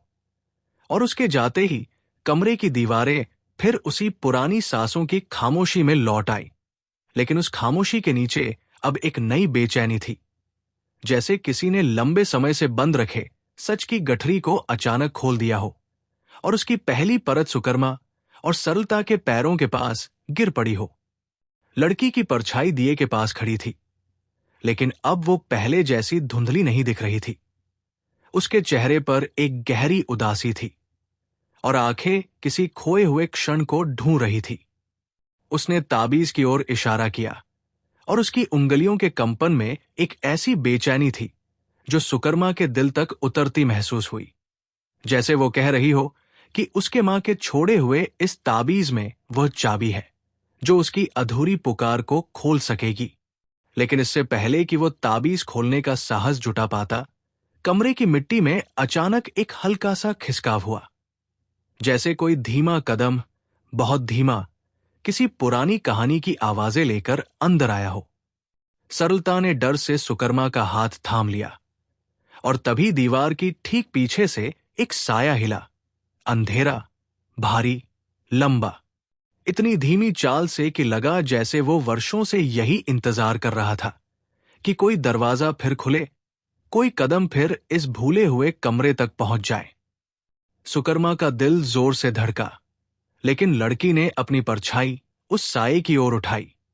उसकी आंखों में आंसू थे, पर उनमें बहादुरी की एक पतली किरण भी थी, जैसे वह उस अंधकार को पहचानती हो, जैसे वो जानती हो कि ये वही है जिसने उसकी मां को उससे दूर किया, जिसने उसकी रोशनी को छीन लिया और उसे इस अधूरी दुनिया में बांध दिया। आईना उसके पास गर्म होने लगा, धीमे पर तेजी पकड़ते हुए, जैसे वो उस साये को पहचान गया हो। उसकी सतह पर धुंधली आकृतियां उभरने लगी। एक रात, तेज हवा, किसी के भागने की आवाजें, एक बच्ची के रोने की हल्की चीख, और एक भारी परछाई जो बार बार दरवाजे पर दस्तक दे रही थी। पर वो दृश्य अचानक टूट गया, जैसे आईना भी उस याद को सह नहीं पाया हो। साया अब और पास आ गया। उसका स्वरूप साफ नहीं था, वो मानो किसी छाया से बनी हुई परछाई थी, पर उसकी उपस्थिति कमरे को एकदम ठंडा कर दे रही थी। सरलता के होंठ कांपे, लेकिन वो चुप रही। उसे लग रहा था कि अगर उसने कोई आवाज निकाली तो वो साया और बड़ा हो जाएगा। लड़की ने अचानक जमीन पर पड़े उस सूखे फूल की ओर इशारा किया, वही फूल जो ताबीज के भीतर था, और हवा में उसकी परछाई टूटकर दो हिस्सों में बंट गई। फिर उसने दिए की ओर हाथ बढ़ाया। उसका हाथ दिए को छू नहीं पाता था, लेकिन उस स्पर्श की हवा दिए तक पहुंची और दिया हल्की सी कांप उठा, जैसे उसकी बुझी लौ अब धीरे धीरे याद कर रही हो कि वो क्यों जलाई गई थी। उस क्षण सुकर्मा ने महसूस किया कि ये अंधेरा, ये परछाई, ये कमरा सब एक दूसरे से बंधे हुए हैं, और इस बंधन की सबसे बड़ी कुंजी दिया है। वह दिया जो लड़की की मां ने शायद किसी प्रार्थना की अंतिम सांस के साथ छोड़ दिया था। साया आगे बढ़ा, इतना कि उसके विशाल शरीर ने कमरे की दीवारों पर हिलती डुलती छायाओं का जाल बिछा दिया। लड़की पीछे हटी, और जैसे ही वो पीछे हटी, उसकी आंखों में वही भय लौटा, वो भय जिसे उसने वर्षों पहले इस कमरे में महसूस किया था, जब उसकी मां उसे यहां छुपाकर खुद बाहर उस परछाई का सामना करने गई थी। पर तभी ताबीज की सतह पर हल्की गर्माहट उठने लगी। सुकर्मा ने उसे कसकर पकड़ा, और ताबीज के भीतर का वो छोटा फूल हल्का हल्का चमकने लगा, जैसे किसी ने उसमें फिर से रोशनी फूंकी हो। लड़की ने पहली बार मुस्कुराहट जैसी एक डरी हुई लकीर दिखाई, जैसे उसे उम्मीद हुई कि अब शायद वो मुक्त हो सकेगी। साया अब गुस्से में कांपने लगा, उसका आकार अनिश्चित होने लगा। दीवारों पर पड़ती उसकी छाया टूटने लगी, पर वो अभी भी आगे बढ़ रहा था। यही संकेत था कि वो रोशनी को नहीं चाहता। वो नहीं चाहता कि लड़की पूरी हो, कि उसके मां के छोड़े हुए वादे का असर बचा रहे। ये समझते ही सुकर्मा ने दिए को दोनों हाथों में उठाया। उसकी लौ बुझी थी, लेकिन ताबीज की गर्माहट से उसमें एक हल्की चमक उठ रही थी। लड़की ने उसका हाथ थामा, पहली बार, और उसके स्पर्श में वो भार था जो सिर्फ आत्मा का ही हो सकता है। उसने फुसफुसाकर कहा, बहुत हल्के, सिर्फ सुकर्मा सुन सके इतना, दिए को मेरे फूल से मिलाओ, रोशनी लौट आएगी। और सुकर्मा ने ताबीज को दिए के ऊपर रखा। उसी क्षण हवा तेज हो गई, कमरे की पुरानी मिट्टी उड़ने लगी, दीवारों की दरारें कंपन करने लगी, और साया चमक से पीछे हटने लगा, जैसे उसे रोशनी जलने के डर से पीछे धकेला जा रहा हो। दिए की बुझी हुई बाती अचानक हल्की सफेद चमक से भरने लगी, धीरे धीरे, जैसे किसी ने अपनी आत्मा की आखिरी बची हुई रोशनी उसमें भर दी हो। लड़की की आंखें चमकी, उसकी परछाई स्थिर हो गई, और वो कमरे के मध्य में खड़ी होकर एक आखिरी बार उस साये को देखती रही, जैसे कह रही हो कि वो इस बार हार नहीं मानेगी। रोशनी बढ़ती गई, साया टूटने लगा, दिया जल उठा, धीमी, शांत, दूधिया रोशनी से, और उस रोशनी में लड़की पहली बार पूरी तरह साफ दिखाई दी। उसका चेहरा, उसकी आंखें, उसका कंपन। उसने सुकर्मा की ओर देखा, गहरी कृतज्ञता के साथ, और फिर कमरे के बाहर के अंधेरे की ओर मुड़ी, जैसे वो कह रही हो कि कहानी अब इस कमरे से बाहर निकलकर उस साये के स्रोत तक पहुंचेगी। और ये साफ था, यात्रा अब शुरू हो चुकी थी। चबूतरे वाले उस छोटे कमरे की दूधिया रोशनी धीरे धीरे स्थिर हो रही थी, और उसी उजाले की पतली लहरों में लड़की की परछाई अब पहले से शांत दिख रही थी, मानो दिए की लौ ने उसके भीतर की किसी पुरानी चीख को मामूली सा सहलाकर थाम लिया हो। लेकिन उसी शांति के बीच कमरे के बाहर की ओर एक अजीब सी हलचल उठी, इतनी धीमी कि हवा ने भी उसे सुना, और इतनी भारी कि मिट्टी की परतें भी हल्के से कांप गई। वो साया, जिसने अभी अभी दिए की रोशनी से पीछे हटकर अंधेरे की तरफ शरण ली थी, अब कमरे की दहलीज के बाहर किसी अज्ञात गहराई में घूम रहा था, जैसे कोई अधूरा सत्य रोशनी से डरकर अपने ही अंधकार में पनाह लेने की कोशिश करता हो। लड़की ने चुपचाप अपने सिर को झुकाया, उसके चेहरे पर दर्द की एक छोटी सी लहर दौड़ी, और उसके होंठ बिना आवाज के हिले। ये अभी खत्म नहीं हुआ, वो बाहर है, और वही मेरी मां। उसका वाक्य अधूरा रह गया। सुकर्मा के सीने में एक गहरी हूक उठी, जैसे वो समझ रहा हो कि ये परछाई सिर्फ अतीत की एक घटना नहीं, बल्कि किसी जीवित पीड़ा का हिस्सा है जो अभी भी गांव में घूम रही है, किसी छिपे हुए दरवाजे की तरह, किसी ऐसे भेद की तरह जिसे किसी ने जानबूझकर मिट्टी में दबा दिया हो। दिया अब धीमी धीमी सांस लेकर जल रहा था। उसकी लौ छोटी थी, पर उसमें एक अनोखी दृढ़ता थी, जैसे वो किसी की आस्था से जल रहा हो। ताबीज सुकर्मा की उंगलियों के बीच गर्म था, इतना गर्म कि उसे लग रहा था कि उसमें कोई पुरानी धड़कन, कोई दिल की थकी हुई परत जीवित है। कमरे से बाहर जाते हुए उसने महसूस किया कि हवा का स्वर बदल गया था। पहले डर, फिर बेचैनी, अब एक अजीब सी गूंज।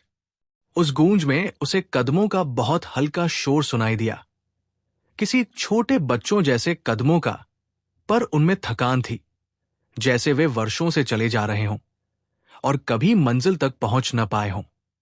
लड़की धीरे धीरे कमरे से बाहर आई, सिर झुकाकर, दिए की रोशनी को अपने आगे रखते हुए, जैसे वही एकमात्र पुल हो जो उसे अंधेरे से अलग किए हुए था।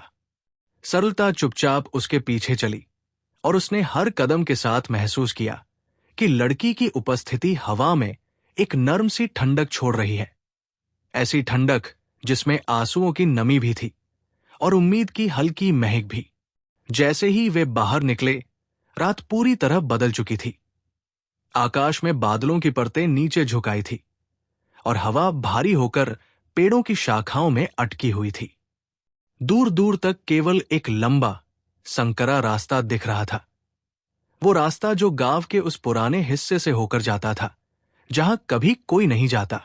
लड़की ने आंचल जैसी अपनी परछाई उस दिशा में उठाई, हवा के बीच एक हल्की रेखा बनी और फुसफुसाई, वो उधर है जहां मेरी मां ने अंतिम बार मुझे देखा। सुकर्मा का दिल भारी हो गया। वो समझ रहा था कि ये केवल सच खोजने की बात नहीं, बल्कि किसी अधूरी विदाई को पूरा करने की यात्रा है। उन्होंने आगे बढ़ना शुरू किया, धीमे धीमे, और जैसे ही पहला कदम उस अंधेरे रास्ते पर पड़ा, दिए की लौ अनायास तेज हुई, जैसे उसे रास्ता याद हो, जैसे उसने वही रात देखी हो जब मां और बेटी इस दिशा में आए थे। रास्ते पर हवा अलग थी, मिट्टी की गंध में पुराने पत्तों की महक और किसी डर का अवशेष मिला हुआ था, जो नाक तक नहीं बल्कि सीने तक उतरता था। जैसे जैसे वे आगे बढ़े, आईना सुकर्मा के सीने के पास हल्के हल्के कांपने लगा। उसकी सतह पर न धुंध दिख रही थी, न कोई दृश्य, बस एक पतली सी दरार चमक रही थी, जैसे वो किसी उठते हुए सच का बोझ नहीं सह पा रहा। लड़की कुछ दूर चलकर रुकी, उसने जमीन पर झुककर किसी अदृश्य चीज को छुआ और जमीन का वो हिस्सा जहां उसके हाथ की हवा उतरी थी हल्का हल्का चमकने लगा, जैसे कोई पुराना कदम निशान अचानक जीवित हो उठा हो। निशान छोटे थे, किसी बच्ची के, कई दिशाओं में बिखरे हुए, जैसे वो रात में बहुत तेजी में भागी हो या किसी ने उसे खींचा हो। सुकर्मा ने अपने भीतर एक ठंडी टीस महसूस की।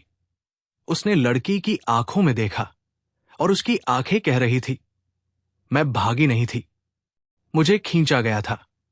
और इससे पहले कि वो कोई और शब्द बोल पाती, हवा अचानक भारी हुई और सामने की झाड़ियों के पीछे एक लंबा साया हिला, धीमे पर स्पष्ट। इस बार साया कमरे जैसा धुंधला नहीं था, ये साफ था, ऊंचा था, और उसके भीतर कोई अजीब सी हलचल थी, जैसे वो किसी खोज में हो, किसी अधूरी पुकार को ढूंढ रहा हो जिसे उसने कभी पूरा नहीं किया। दिया हल्का कांपा, ताबीज धधक उठा और लड़की की परछाई उस साये के सामने एकदम स्थिर हो गई, जैसे वो जानती हो कि ये वही है, वही जिसने कभी उसके बचपन को छीन लिया था।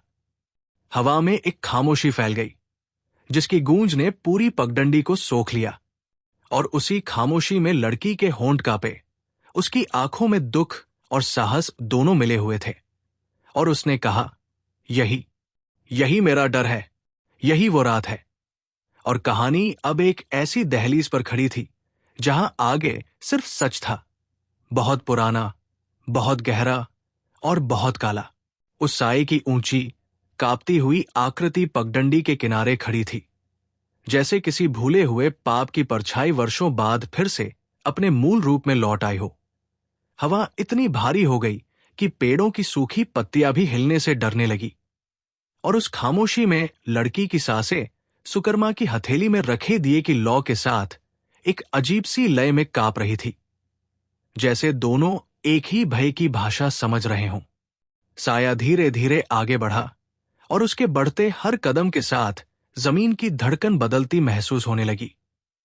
पहले धीमी, फिर भारी, फिर किसी गहरे दुख की तरह गूंजती हुई। वो इतना करीब आ गया कि उसकी छाया लड़की के पैरों तक पहुंची, और उसी क्षण लड़की पीछे हटने की बजाय आगे बढ़ी। उसकी आंखों में दुख था, पर उनमें दृढ़ता की हल्की सी लौ भी जग चुकी थी। उसने सुकर्मा की ओर देखा, जैसे कह रही हो, मैं अब भागूंगी नहीं। आईना उसकी काया के पास अचानक इतनी गर्म हो उठा कि सुकर्मा को उसे कसकर पकड़ना पड़ा। उसकी सतह पर जोरदार कंपन उठी, पर इस बार कोई दृश्य नहीं उभरा, केवल एक गहरी दरार जैसी काली रेखा, जो भीतर कहीं फंसी हुई किसी चुप्पी की तरह कांप रही थी। ऐसा लग रहा था कि आईना उस साए को पहचान रहा है। उसके भीतर किसी पुराने अपराध की प्रतिच्छाया छिपी हुई थी। दिया धीरे धीरे ऊंची लौ लेने लगा। लौ न तेज थी, न उग्र, बस शांत, दूधिया, पर दृढ़, मानो किसी मां की धीमी पर मजबूती से बोली गई प्रार्थना। लड़की ने ताबीज को अपनी ओर खींचा। उसका हाथ ताबीज को छू नहीं पा रहा था, लेकिन उसके स्पर्श की हवा ताबीज पर पड़ी, और ताबीज इतना गर्म हुआ कि लगा उसमें किसी की हृदय धड़कन चल रही हो। साया अचानक रुका, जैसे उसे पहचान का एक झटका लगा हो, जैसे किसी अदृश्य दीवार ने उसकी चाल को रोक दिया हो। वो पीछे नहीं हटा, पर उसका आकार बदलने लगा, कभी छोटा, कभी बड़ा, कभी धुंधला, कभी साफ, जैसे वो अपनी वास्तविक पहचान छुपाने की कोशिश कर रहा हो।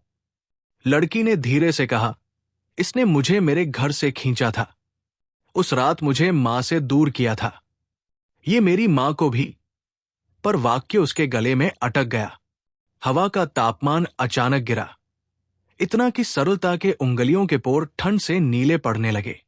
झाड़ियों के पीछे से एक टहनी टूटी, और उस टूटने की आवाज इतनी तेज महसूस हुई कि जैसे किसी पुरानी याद में जमी बर्फ अचानक टूटकर गिर गई हो। साया और आगे बढ़ा। अब वो इतना करीब था कि उसकी सांसें हवा में एक काली धड़कन की तरह महसूस हो रही थी, जैसे वो रोशनी को पूरी तरह निगल लेना चाहता हो। दिया कांप गया, लौ झपकी, लेकिन बुझे बिना फिर स्थिर हो गई। उसी क्षण लड़की ने अपनी परछाई उठाई, और पहली बार उसकी आंखों से रोशनी की एक पतली किरण निकली, बहुत हल्की पर तीखी। वो किरण साए की ओर गई, और जैसे ही साए पर पड़ी, उसका आकार कुछ देर को स्थिर हो गया, इतना कि उसकी परछाई में मानवीय आकृति की हल्की झलक दिखी, जैसे वह किसी वास्तविक इंसान की विकृत स्मृति हो। सुकर्मा ने यह देखा, और उसके भीतर किसी डर की गांठ खुली। इस साए का शरीर कभी किसी इंसान का रहा था, कोई जिसने अपराध किया, कोई जिसने इस बच्ची को छीन लिया, और किसी तरह अपना स्वरूप खोकर केवल एक अधूरी याद बन गया। लड़की की आंखें नम हो गई, उसकी परछाई कांपी, और उसने कहा, मैं जानती हूं ये कौन है। हवा रुक गई, झाड़ियां स्थिर हो गई, रात की सांसें थम गई, और वो नाम जो लड़की के होठों पर चढ़ा, वो बाहर नहीं आया, पर उसकी खामोशी में छिपा हुआ दर्द पूरे रास्ते में गूंज गया। दिया अचानक और तेज हुआ, जैसे वो नाम कोई कुंजी हो। साया गुस्से में कांपने लगा। उसके भीतर से अजीब सी घुटी हुई आवाजें उठीं, कभी किसी मर्द की गहरी, कभी किसी जानवर की कराह, कभी किसी तूफान की गूंज जैसी। उसका आकार खुद को फैलाने लगा, जैसे वो अपनी खो चुकी शक्ति वापस पाना चाहता हो। ताबीज अब इतना गर्म हो चुका था कि सुकर्मा की हथेलियां लाल पड़ गई, पर उसने उसे छोड़ा नहीं। लड़की ने ताबीज की ओर देखा, उसकी आंखों में आशंका और आशा दोनों थी, और उसने कहा, इस ताबीज में मेरी मां की आखिरी सांस है। वो मुझे इससे बचाना चाहती थी। उस पल हवा में एक ऐसी शांति फैल गई जो डर से भी भारी थी, जैसे किसी गहरे सत्य ने खुद को तैयार कर लिया हो बाहर आने के लिए। साया अचानक चीखता हुआ पीछे हटा। उसकी चीख हवा में सुनाई नहीं दी, लेकिन धरती ने उसे महसूस किया।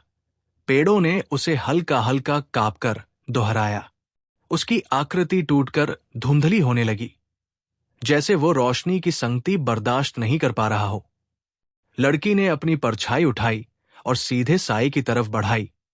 इस बार वो छुपी नहीं, न डरी, न पीछे हटी। वो वही बच्ची नहीं थी जो उस रात खींच ली गई थी।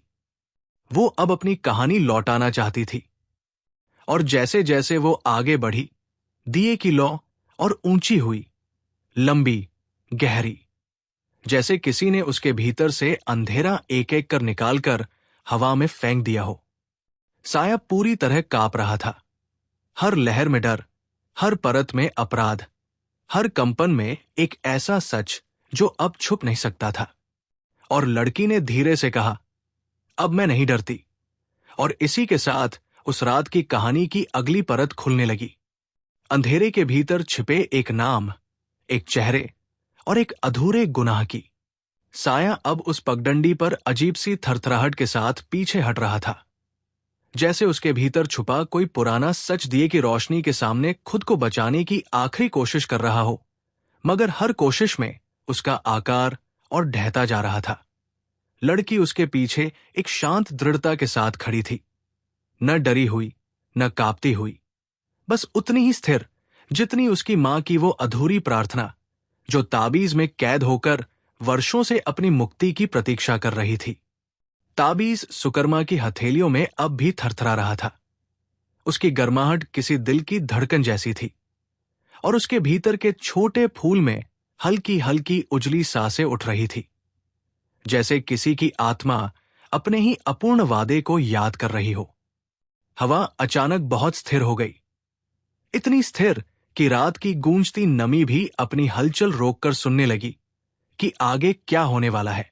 लड़की ने धीरे से एक कदम उठाया, बहुत हल्का, पर उसकी परछाई की हरकत से जमीन पर रखी पुरानी घास कांप गई। उसने साए की ओर देखा।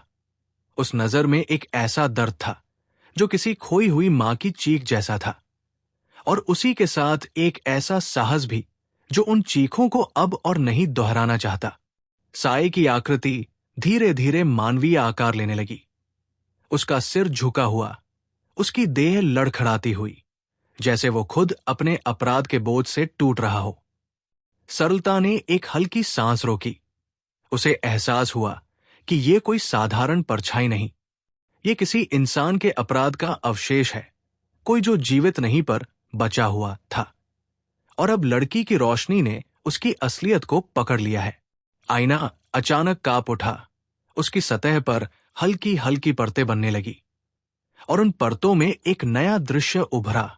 वही रात, वही बारिश, वही घना अंधेरा, और एक आदमी, वो लड़की की मां के सामने खड़ा, भारी सांसें लेते हुए, हाथ में वही अध जला दिया, और चेहरे पर एक ऐसा दर्द जिससे लगता था कि उसका अपराध कोई छोटा आवेश नहीं, बल्कि किसी पुरानी जलन, किसी विकृत सच्चाई की उपज था।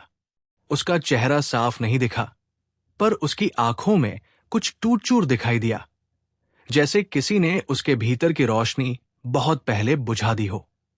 आईने के इस दृश्य को देखकर लड़की की परछाई कांपी। उसकी आंखें नम हो गई, पर उन्होंने अपनी रोशनी वापस नहीं खोई। उसने दिए की लौ को अपने करीब खींचा, और लौ उसके चेहरे को छूते ही और जीवित हो उठी, जैसे ये लौ किसी मां की आखिरी उम्मीद को पहचान गई हो। लड़की ने फुसफुसाकर कहा, ये इंसान वो नहीं था जो अंधेरा चाहता था, ये उस पर थोपा गया था। और ये सुनकर सुकर्मा के दिल में एक अजीब सी टीस उठी, क्योंकि आईने की सतह पर दिखाई देने वाली आंखें अपराध के बावजूद किसी गहरी मजबूरी जैसी लग रही थी, जैसे उसने वो काम अपनी इच्छा से नहीं किया, जैसे किसी और परछाई ने उसे इस रास्ते पर धकेल दिया हो, किसी और अंधेरे ने, जो अभी देखा नहीं। अचानक लड़की की नजर उस साये पर जमी। वो साया अब कांपते हुए थोड़ा स्थिर हुआ और उसकी आकृति कुछ क्षणों के लिए मानवीय रूप में स्पष्ट हुई। किसी गांव का आदमी, गहरा चेहरा, टूटी हुई आंखें और एक ऐसा भारी पश्चाताप जो किसी भी इंसान को भीतर से खोखला कर दे। लड़की ने उसे देखते हुए कहा, तुमने मुझे खींचा था, पर तुम मेरे असली भय नहीं हो। हवा में हल्की गूंज उठी, इतनी हल्की कि सिर्फ महसूस हो सकती थी। साया जैसे लड़की की बात के भार से सिकुड़ गया। उसका आकार छोटा होने लगा, उसकी परतें टूटकर बिखरने लगी, जैसे वो खुद को इस अपराध का असली अपराधी स्वीकार करने लगा हो, पर साथ ही जैसे वो ये भी कह रहा हो कि इस कहानी का असली अंधेरा कहीं और है। आईना एक बार फिर तेज चमका, और इस बार इतनी गहराई से कि सुकर्मा की सांस रुक गई।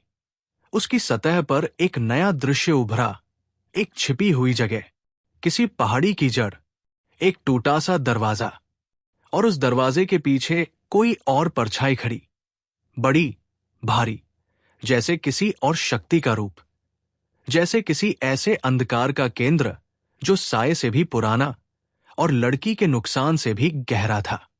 लड़की की आंखें अचानक चौड़ी हो गई, जैसे उसने वो परछाई पहचान ली हो, जैसे उसकी मां इसे जानती थी।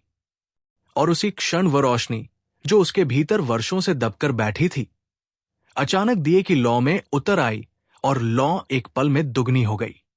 उसने सुकर्मा का हाथ पकड़ा कंपन के साथ और कहा, असली अंधेरा वो रहा।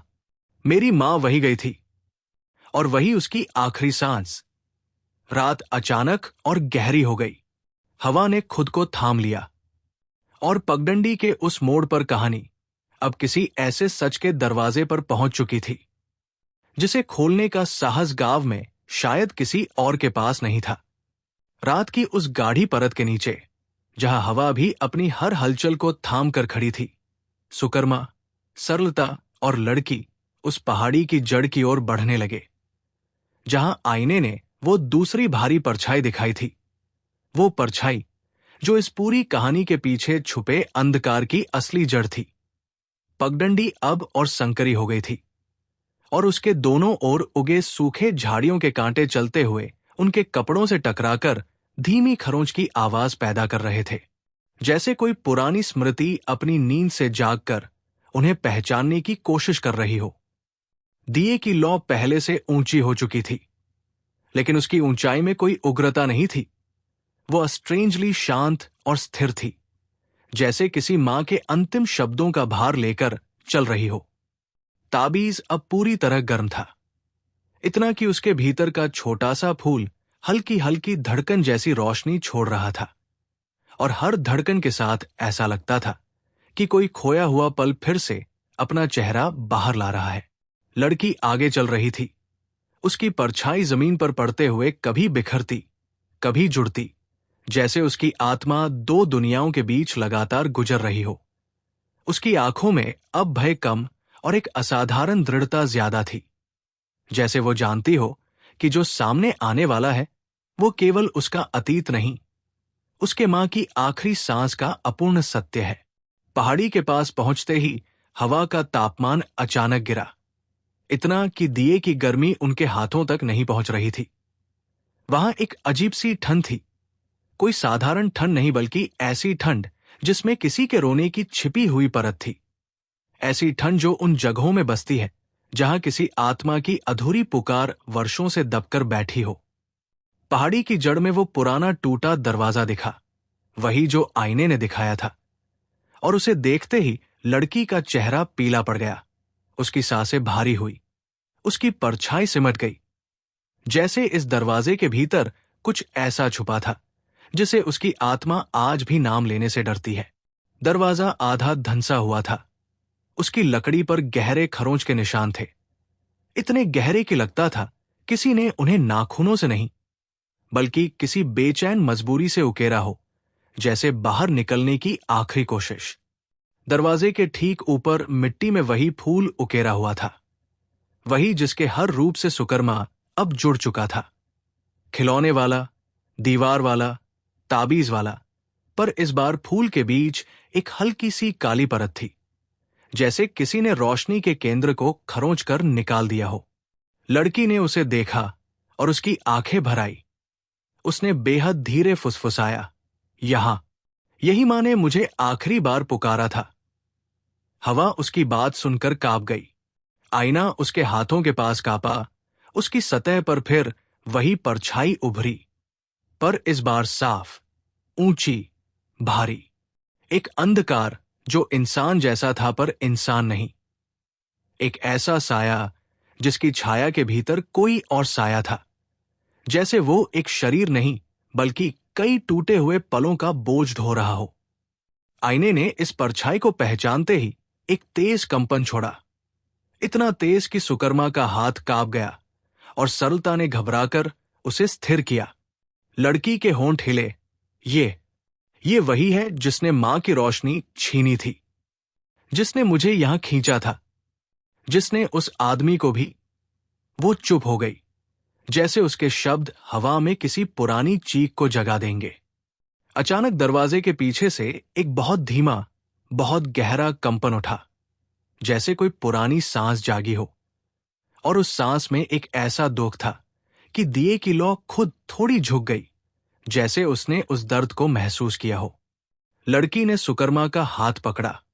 उसकी पकड़ ठंडी थी, पर उसकी आंखें रोशनी से भरी थी। और उसने कहा, अगर ये दरवाजा खोल दिया तो सच सामने आएगा, पर उसके साथ वो अंधेरा भी, जिसे मां रोकती रही। हवा भारी हुई, मिट्टी नीचे खिसकी, और ठीक उसी क्षण ताबीज की रोशनी तेज हुई, इतनी कि उसके छोटे फूल के भीतर किसी की अंतिम प्रार्थना चमक उठी। दिया कांपा, लौ हल्की हुई, फिर सीधी, स्थिर और गंभीर हो गई। और तभी दरवाजे के पीछे से एक धीमी, टूटी हुई, बहुत पुरानी स्त्री आवाज आई, इतनी मंद कि हवा को भी उसे सुनने के लिए रुका रहना पड़ा। सुकर्मा, रोशनी धीरे खोलना। यह आवाज सुनकर लड़की फूट पड़ी। उसकी परछाई कुछ क्षणों के लिए टूटकर बुझती लौ जैसी डोलने लगी, क्योंकि वो आवाज उसकी मां की थी। और कहानी अब उस सबसे गहरे मोड़ पर आ चुकी थी, जहां न सिर्फ अंधेरा इंतजार कर रहा था, बल्कि एक मां का आखिरी सच भी, जो पूरे गांव की नींव हिला सकता था। उस आवाज की प्रतिध्वनि हवा में इतनी नर्म, इतनी टूटती हुई फैल गई कि पहाड़ी की जड़ पर खड़े सूखे पेड़ भी जैसे एक क्षण के लिए झुक गए, मानो किसी मां की पुकार समय के पार जाकर हर जीवित और निर्जीव चीज को अपने भीतर समेट लेती हो। लड़की उस आवाज को सुनकर जैसे ठहर गई। उसकी परछाई कांपी, पर उसके चेहरे पर एक ऐसी शांति भी उभरी जो कोई बच्चा तभी महसूस करता है जब वो वर्षों बाद अपनी मां की छुअन को महसूस करे, चाहे वो छुअन हवा में ही क्यों न हो। मां, उसके होठों से ये शब्द बिना आवाज के निकला, पर उसके कंपन ने पूरी मिट्टी को हिला दिया। सुकर्मा ने दिए की लौ को और कसकर पकड़ लिया। लौ अब उससे बात कर रही थी, जैसे उसमें उस मां की सांसें तैर रही हों, जैसे वो कह रही हो कि आगे बढ़ो। पर धीरे। दरवाजा अभी भी बंद था। उसकी लकड़ी पर खरोंचें अब और गहरी दिखाई दे रही थी, जैसे किसी ने तोड़ने की कोशिश करते करते अपनी आखिरी हिम्मत भी छोड़ दी हो। ताबीज की रोशनी फटी हुई दरारों पर पड़ते ही चुपचाप फैलने लगी, धीमे, जैसे वह दरवाजा ताबीज की रोशनी को पहचान रहा हो। हवा अचानक ठंडी हुई, फिर गर्म, फिर दोनों का मिला जुला अजीब सा तापमान कमरे जैसे उस दरवाजे के पीछे से बाहर आया, मानो किसी स्मृति की सांसें बहकर बाहर आ रही हों। लड़की ने दीवार को छूने की कोशिश की, लेकिन उसका स्पर्श लकड़ी तक नहीं पहुंचा। उसकी उंगलियों की हवा जैसे दरवाजे के भीतर घुस गई, और उसी क्षण दरवाजे की दरारों में से हल्की सी उजली धूल बाहर निकली। धूल नहीं, वो किसी जली हुई प्रार्थना का अवशेष थी, किसी मां की आखिरी कोशिश का सूखा हुआ कण। सुकर्मा ने धीरे धीरे ताबीज को दरवाजे के पास लाया और ताबीज की रोशनी दरारों में उतरते ही एक बहुत धीमी फिर लगातार होती हुई कंपन हवा में उठी, जो पूरे रास्ते में फैलती चली गई। लड़की की आंखों में आंसू थे। उसकी आवाज किसी बच्चे जैसे कांपी, मां, मैं यहां हूं। और उसी पल दरवाजे की लकड़ी के भीतर से किसी ने बहुत धीरे, बहुत कमजोर ताकत से उसे धकेला, जैसे किसी ने अंदर से उठकर आखिरी बार हाथ बढ़ाया हो। दरवाजा चरमराया, इतना धीमे कि लगता था जैसे वो खुलना नहीं चाहता, पर उसे खोलना जरूरी था। उसकी आत्मा इसमें बंधी थी। और आखिरकार वह दरवाजा थोड़ा सा खुला, बस एक उंगली जितना। अंधेरा भीतर से बाहर झुका, काला नहीं, बल्कि किसी पुराने दुख की गाढ़ी परत जैसा। दिया हिल गया, उसकी लौ लड़खड़ाई, फिर स्थिर हो गई। ताबीज की रोशनी उस छोटे से खुले हिस्से में घुसते ही अंदर का अंधेरा ऐसे पीछे हटने लगा जैसे कोई दर्द अपनी पकड़ ढीली कर रहा हो। लड़की आगे बढ़ी, और जैसे ही उसकी परछाई उस दरार के सामने आई, दरवाजे के अंदर की फर्श पर कोई हल्की, उजली, धड़कती हुई आकृति उभरी। एक लेटी हुई देह, पर देह नहीं, उसकी स्मृति, उस स्त्री की जिसकी सांसें दिए में कैद थी। आकृति बहुत कमजोर थी, जैसे धूल की बनी कोई मां अपने बच्चे की प्रतीक्षा में वर्षों से जाग रहे हो। उसने अपने हाथ हवा में उठाया, बहुत धीमा, बहुत कांपता हुआ। लड़की की परछाई उसके करीब गई, जैसे एक बच्ची फिर से अपनी मां की गोद ढूंढ रही हो। उसी क्षण हवा भारी हो गई, मिट्टी तक कांपने लगी। और वो दूसरी परछाई, वो असली अंधेरा, वो धीरे धीरे दरवाजे की गहराई से आकार लेने लगा। पहले सिर्फ सिर, फिर कंधे, फिर एक भयावह देह जिसकी परतें किसी विकृत स्मृति की तरह बदलती जा रही थी। वो साया पहले वाले साये से कहीं बड़ा था, जैसे पहला साया सिर्फ उसका टुकड़ा था, उसका नौकर, उसका अधूरा प्रतिरूप। लड़की की मां की आकृति डरकर पीछे हट गई। उसकी उजली सांसें थरथराने लगी। लड़की ने ताबीज की रोशनी उस अंधेरे की तरफ उठाई, पर इस बार अंधेरा पीछे नहीं हटा, बल्कि गरजकर अपनी परतों को फैलाने लगा, जैसे वो कह रहा हो, ये बच्ची मेरी है, उसकी रोशनी मैंने ली थी, उसकी मां को मैंने रोका था। उसकी आवाज सुनाई नहीं दी, पर हवा ने उसे महसूस किया। एक कड़वा, जला हुआ, ठंडा एहसास। लड़की कांपी, पर पीछे नहीं हटी। उसने दिए की लौ को ताबीज के पास लाया। दोनों रोशनियां मिलते ही जोर से कांपी, जैसे किसी पुरानी शक्ति ने अपने भीतर नए जन्म की हलचल महसूस की।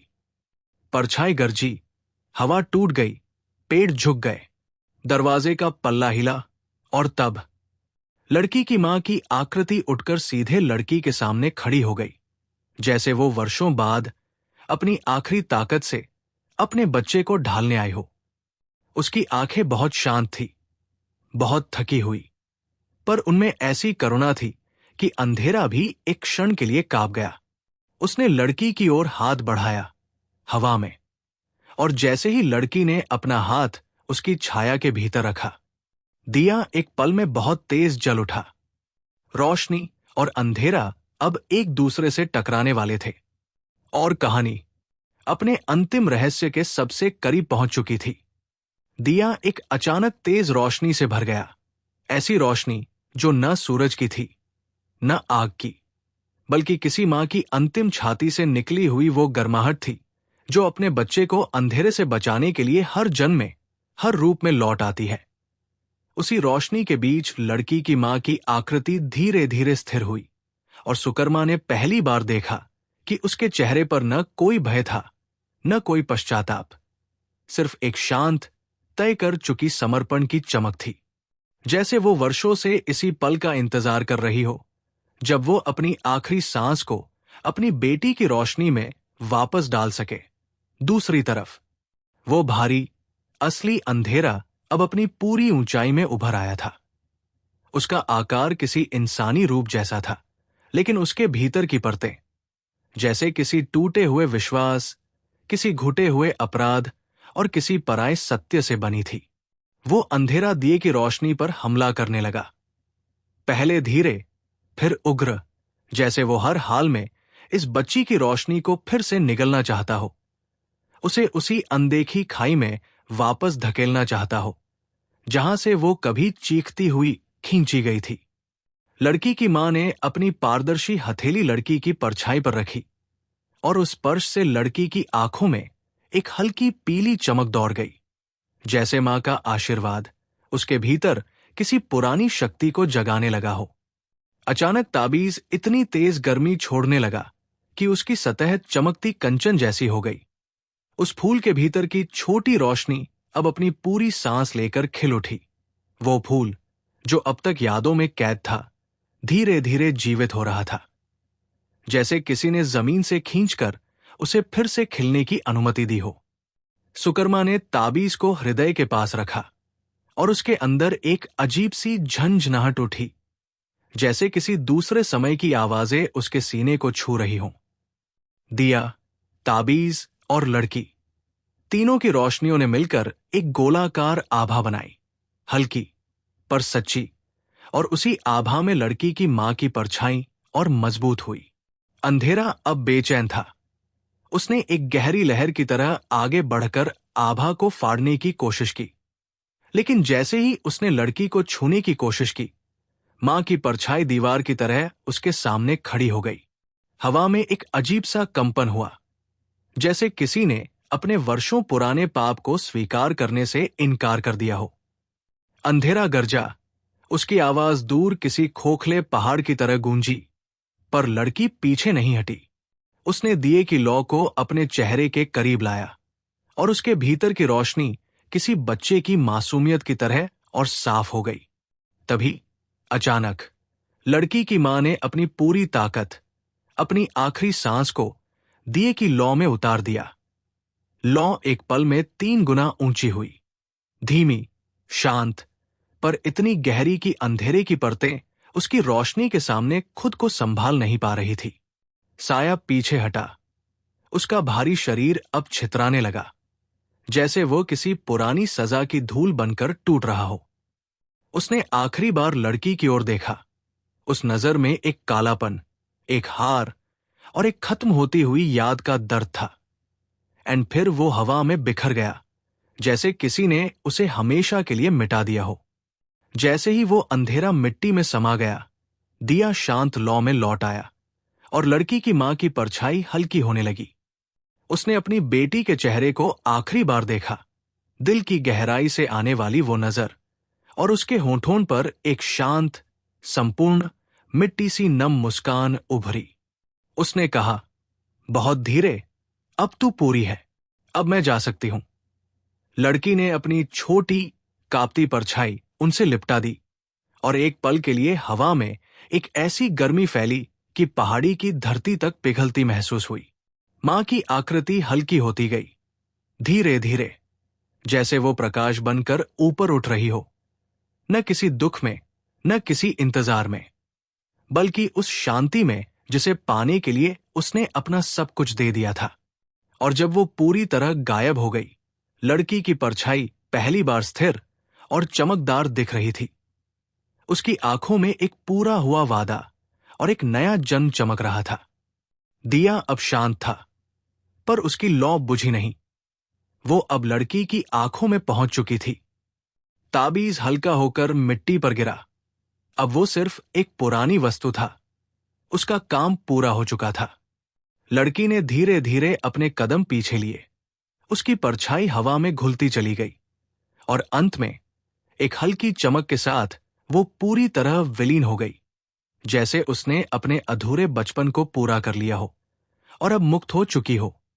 सुकर्मा खड़ा रहा, दिया हाथ में, और धीरे धीरे महसूस किया कि हवा फिर से गर्म हुई है। मिट्टी ने अपना डर छोड़ दिया है और पहाड़ी की जड़ पर खड़ा वो टूटा दरवाजा अब किसी पुराने खत की तरह शांत पड़ा है। सरलता ने उसकी बाह पकड़कर कहा, भैया। वो चली गई, पूरी होकर, और उसी क्षण दिए की लौ एक नर्म सी मुस्कान की तरह डोलकर स्थिर हो गई, जैसे किसी पुरानी भूल को आखिरकार माफ कर दिया गया हो।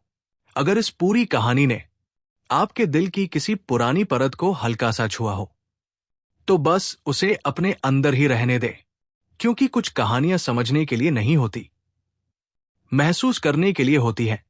शुक्रिया धीरे धीरे मेरे साथ इस रोशनी तक चलने के लिए।